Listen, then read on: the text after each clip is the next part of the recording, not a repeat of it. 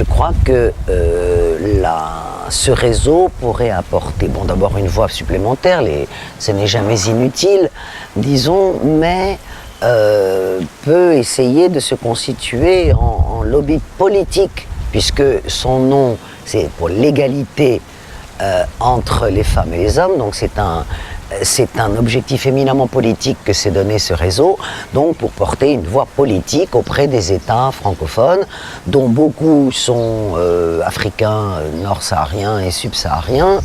Et si l'on regarde la liste des États membres de l'Organisation internationale de la francophonie, eh bien on s'aperçoit que la plupart de ces États sont des États qui sont profondément inégalitaires en matière de droits des femmes et très peu d'entre eux sont arrivés à une égalité des droits. Donc le chantier est absolument immense et donc si le réseau peut investir ce chantier, ce serait une excellente chose. Vous savez très bien qu'aujourd'hui, les projets de société qui se font concurrence dans tous les pays du monde, eh bien, sont des projets de société dans lesquels le statut des femmes est au centre.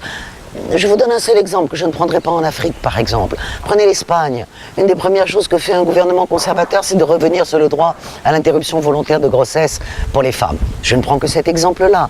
Ce qui se passe dans les pays qui ont connu ce que l'on a appelé les printemps arabes, eh bien, les projets de société se sont coagulés autour de la question du statut des femmes. S'il y a bien aujourd'hui un sujet brûlant, éminemment politique dans le monde, c'est le sujet de l'égalité des sexes. Il faut que chaque membre du réseau ait une réelle capacité de mobilisation et fasse remonter les revendications de la base vers le sommet, c'est-à-dire que les membres de ce réseau, à mon sens, et tout réseau efficace fonctionne ainsi. Il ne s'agit pas d'avoir un dialogue uniquement avec les organes institutionnels, mais il s'agit de faire remonter des revendications. Le réseau doit porter les voix des femmes et des revendications.